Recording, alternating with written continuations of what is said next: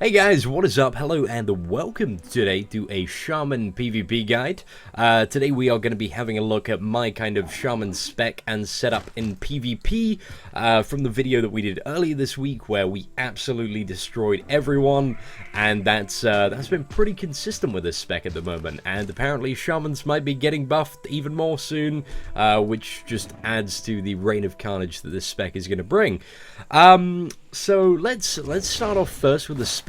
It's a fairly standard and generic spec, focusing on maximum burst in PvP. Let me just emphasize that this isn't really a PvE guide. There are lots of tips and tricks to get, like, you know, a little bit more DPS in PvE. And if you want those, you should go to the Cleric forums, on the official forums, because, yeah, all that really, like, hardcore top 1% stuff, that'll be there, but this is for the other, you know, 99% people who just, you know, can pick up the spec, you know, want to have fun, basically, you know.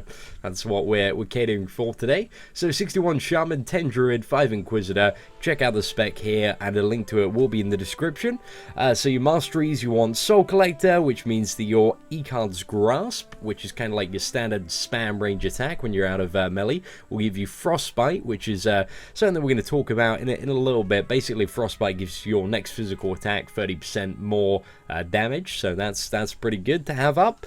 Then you've got Healing Remnant, which means any of your little shields that you throw up, if they're removed within 5 seconds, they'll get reapplied. So double the shields, double the fun. Swift Judgment, it will make you run a little bit faster and also reduce the cooldown of your Glacial Strike, which is a very, very hard-hitting ability that can be used when your target's below 30%. So yeah, that's really good. Diversify, just kind of for the most part, it's a solid 6% damage increase. So yeah, that's probably the best option there. And then finally, you have Punishing Strike, which is a very, very hard-hitting ability, and it just yeah, it's amazing. Like, really, really powerful ability, so you definitely want to get that above everything else. Talents and masteries are fairly straightforward, so yeah, there you go. Of course, we have a fundamental for being lazy in this spec, which is, of course, the macros. So let me just get those up. There are 3 main macros you use. So you have your magical macro, which has all your spells in, essentially. So you got Frozen Wrath, Glacial Strike, Jolt, Icy Blow, and when you are out of, melee range, you'll just basically spam cast Ekkehard's Grasp. You got your physical macro, which are basically just all really, really hard-hitting physical attacks in order of priority from the most damage that they deal.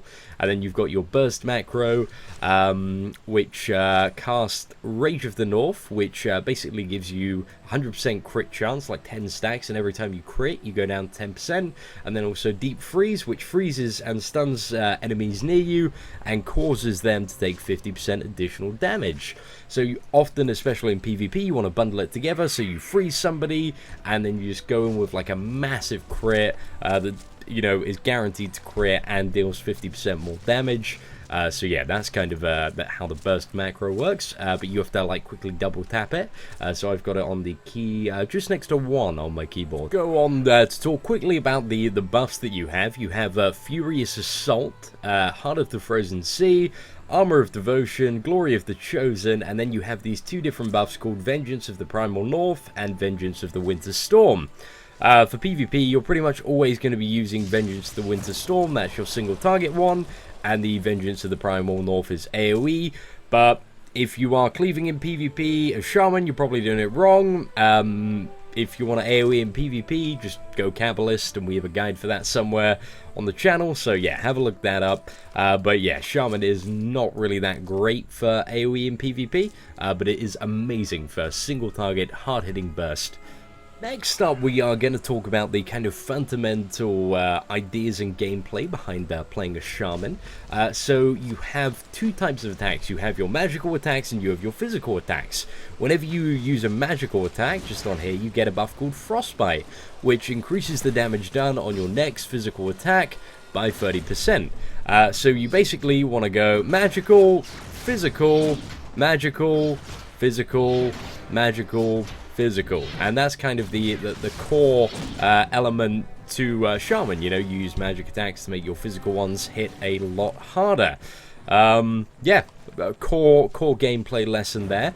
So for your standard kind of like bursting rotation, when I go into burst somebody down, initially what I'll do is, you know, you always start from somebody at range. So depending on how much health they have, I'll usually put up Frozen Wrath and also a Lightning Hammer, and then I'll probably charge in and then use my burst macro, and then quickly enter with a physical attack, and then a magical one, and then a physical, and then by that time they're dead, pretty much. So I didn't really explain it as fast as I was doing it, just because you have to do it really, really fast to actually get within that kind of the deep freeze window. So you have you basically have 3 seconds or 3 global cooldowns, you know, if you are hitting global cooldowns on time, where that 50% damage buff is going to be up. So yeah, you want to go in, like, charge in with a massive blow straight away, and then use just use your magical macro. You should already have Frozen Wrath on the target, and that will usually proc, hopefully, a Jolt if you critted on your massive blow, which you will with a cooldown. That's going to hit pretty hard, and then you'll usually do a Punishing Strike, which just hits for absolutely loads as well. And then for most people between, I'd say most people under 70k health, once you've acquired like so a few bits of tier 2 gear, you know, they're dead, like you've won the game. And then you just kind of want to just go around them, alternating between your magical and physical macro, just dishing out as much damage as possible. There are a few other tips and tricks for getting stuff like healers down that appear to be quite geared. So what I like to do is, if there's a healer and they look like, you know, say if it's a physician, they got about 90k health, I will put all of my dots on them. So all of your dots basically are, you put Frozen Wrath on, Lightning Hammer, Eruption of Life, and Vex, and then I go in for the burst. So yeah, just absolutely go ham on them. And yeah, that usually really helps in the effort for getting a more geared healer down. Obviously, it's always a great idea in PvP to be at your best at all times, so I'd highly suggest for Shaman, you want to make sure you're using a Power Stone and also a Vial, and you know, maybe running with something like Bloodthirsty. That can be especially helpful, as most of the time you are getting killing blows. And there's also one with a guild perks that I actually haven't got at the moment because I'm really lazy, but Killing Spree, you can buy some silver artifacts from, what is it, Tempest Bay or Meridian or Sanctum, from the guild hall there. That'll give you some nice increased crit chance across the board.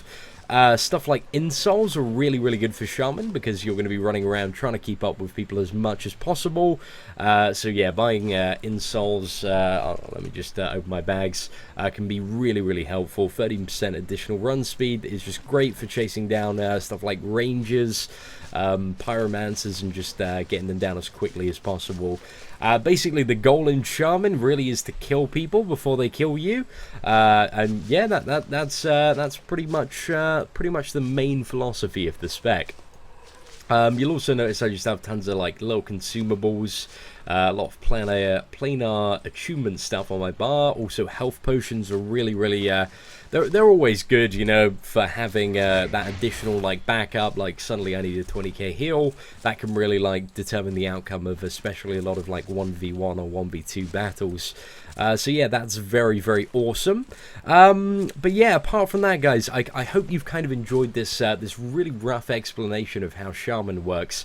It's really hard to give you a precise kind of idea, apart from watching my PvP videos, of how it actually works in PvP and actually trying it out for yourself. But really, you just want to stay up everybody's ass and kill them before they can kill you. A couple of other things we'll just touch on is you have this buff called Windwalk. Increases your dodge by 35% and also increases your run speed by 50%. A lot of people use this to get into the battle quickly, which is a bad idea. You want to use it basically to chase down ranged. Generally, when you're like engaging a group of people in PvP, you want to let other people go forward and do that first, while you just cleverly pick out a target. And then once you've found your target, just go absolutely ham on them, get them down, and then just start, you know, crushing everybody else on the opposing team. So yeah, I'll have some more Shaman gameplay videos coming out very soon. But if you want to get an idea of what the spec is like in PvP, I'll give a link to my Shaman PvP video in the description below, so you can have a rough idea of you know, how to play it and how it actually practically works in a Warfront. Again, it's very good for close quarters combat, stuff like Library of the Rune Master, Codex, Carfen Ridge in certain scenarios. But stuff like maybe Port Sion and Whitefall Steeps or Steps, when you have like, when it's basically for the most match like a 15 versus 15 battle, you're probably better off going something like Kabbalist, where you can just AoE the absolute crap out of them and CC them and stuff. So yeah, I'd say this is a lot better for single target burst, and it's just really enjoyable melee gameplay. Does lack a bit of utility in comparison to other melee specs, but the damage at the moment certainly makes up for that, especially if you have a good team supporting you. Thank you for watching the guide, guys, and have an absolutely fantastic day. I hope you enjoyed it. Any questions, comment below, and I will be happy to answer whatever I can. Take care, guys, and I'll see you soon.